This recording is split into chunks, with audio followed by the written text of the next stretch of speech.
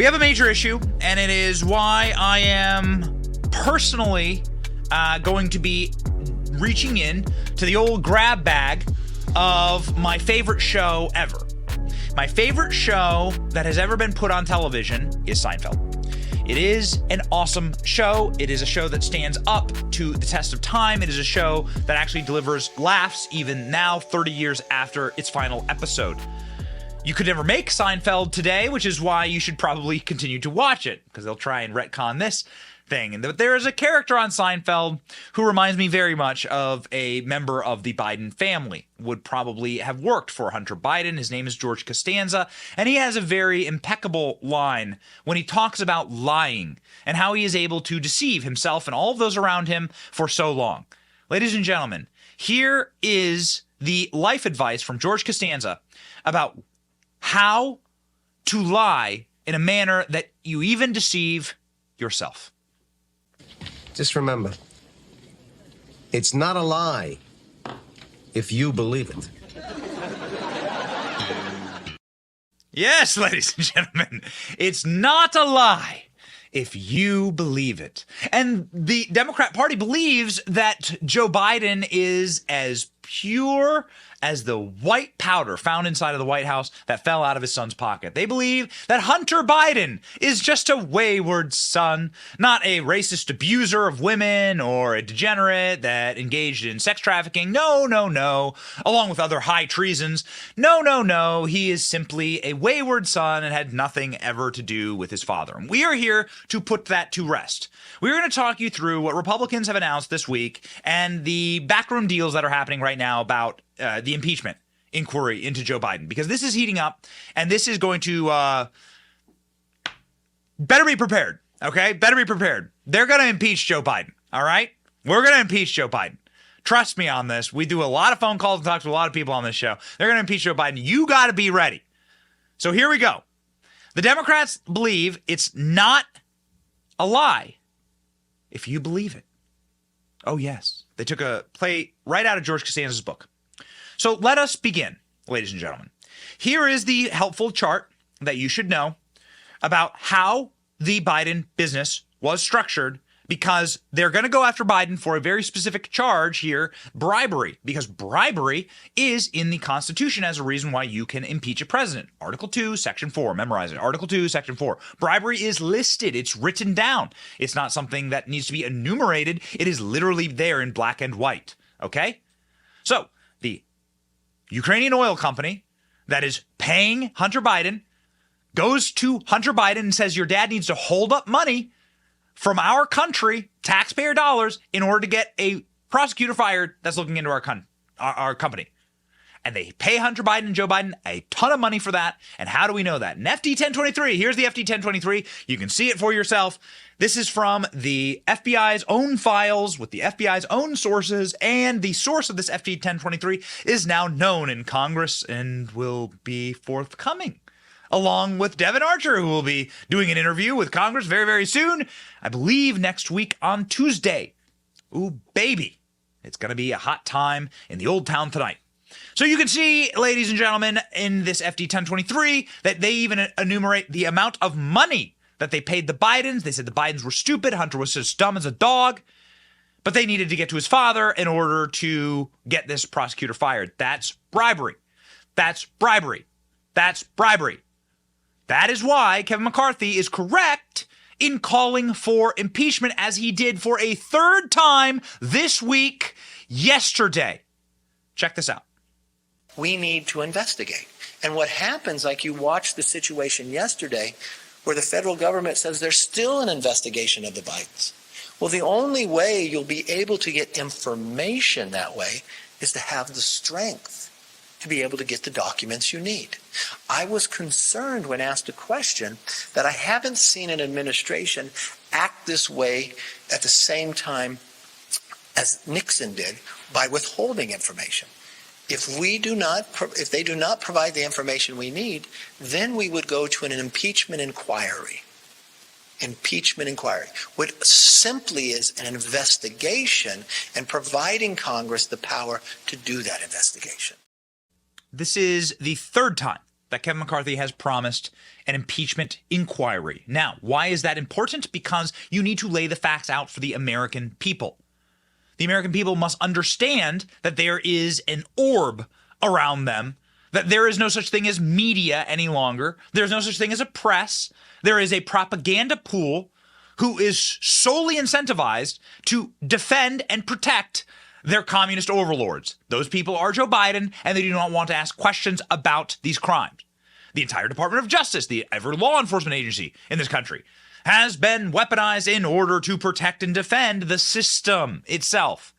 This is a Marxist level of organization. This is called cultural Marxism.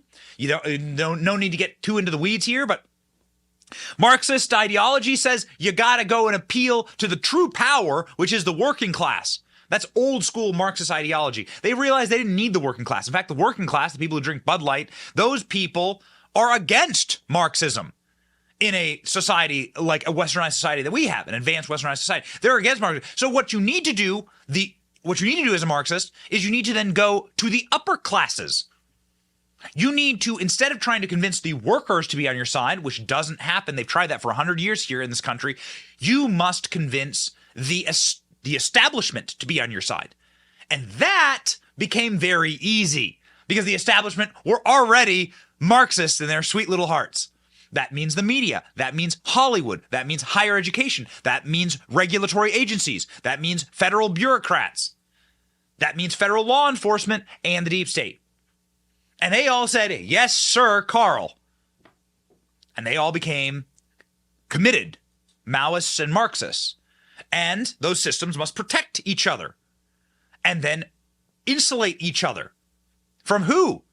Well, from us, from the actual rule of law, from us gaining power over them and deconstructing them. They've worked hard to gain all the control, and now they have to execute on it. Joe Biden has funded the deep state for 50 years. Joe Biden's never once even sniffed at signing off on more funding for the deep state, more funding for federal agencies, more security and surveillance power. Joe Biden has been there every step of the way, and now he's getting his dividend with his son. He's getting his dividend, baby. He's getting paid back. They're going to protect, or at least try to protect, his dumbass kid. And so that is why you must have an impeachment inquiry, because the entire system, we call this cultural Marxism, the entire cultural Marxist system, which is in complete capture of our corporate press, they will stop at nothing to keep the American people from understanding the true depravity of the Bidens. Kevin McCarthy was right to call for impeachment earlier this week. Watch.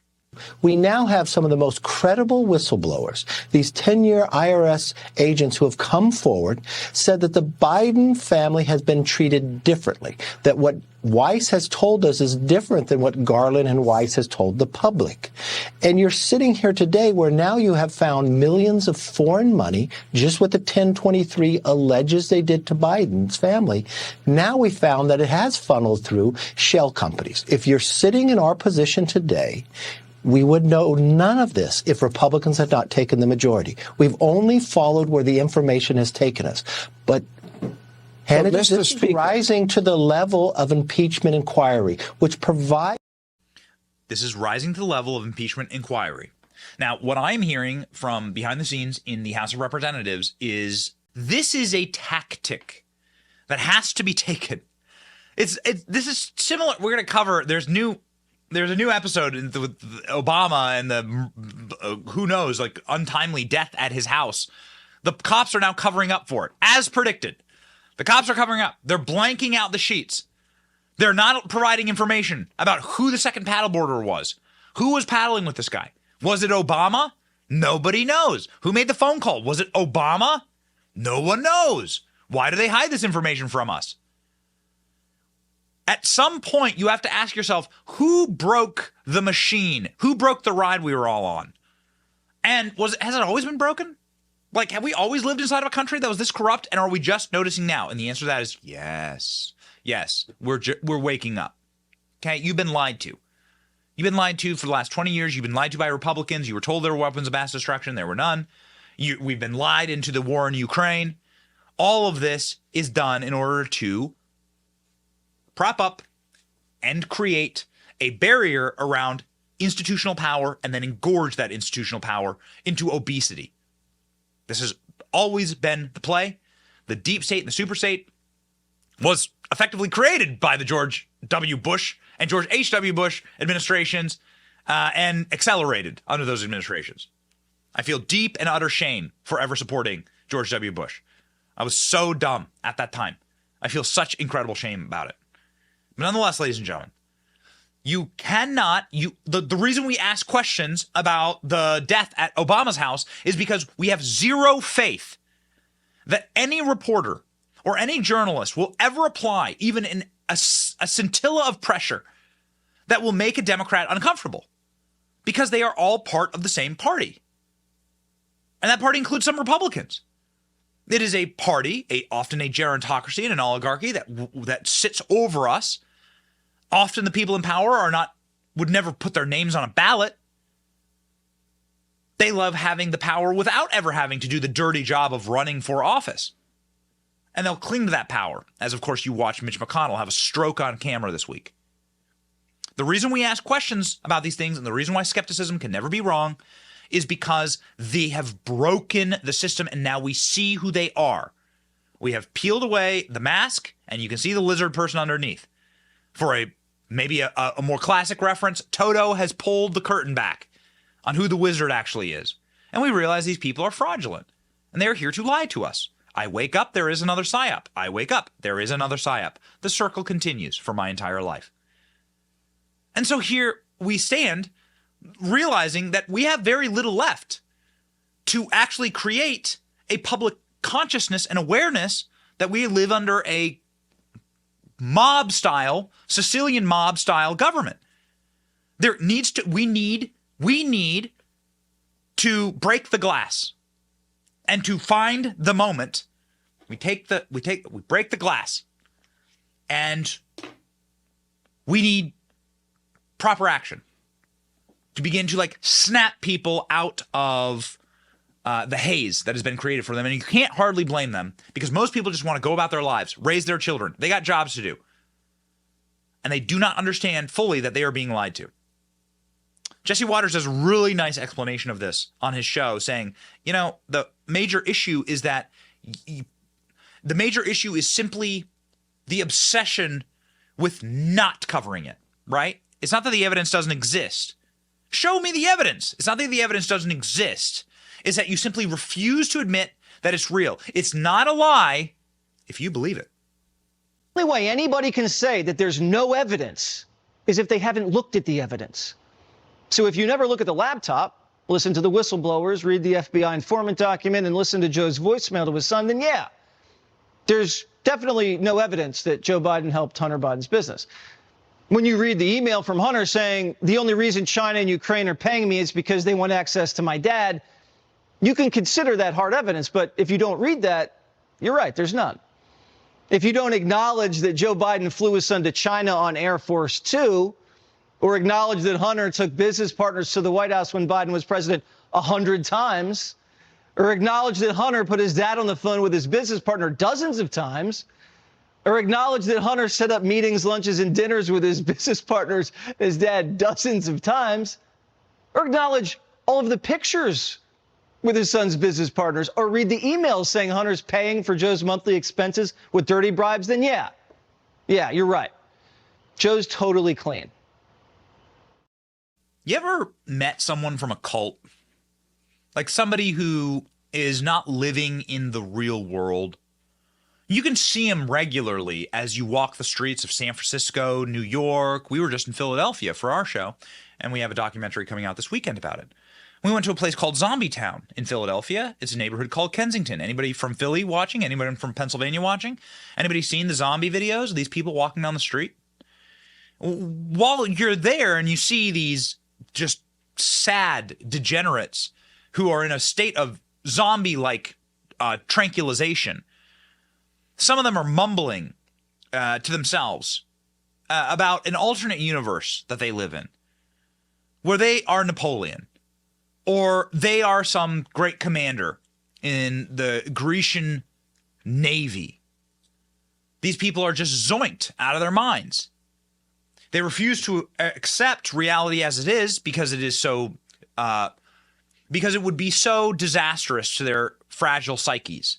This is a mental break that actually often happens. And if you have a member in your family, you don't need drug abuse to see it. If you have a member of your family that's gotten quite old and had dementia, or I've seen this in my own family, where they begin to lose grasp on reality.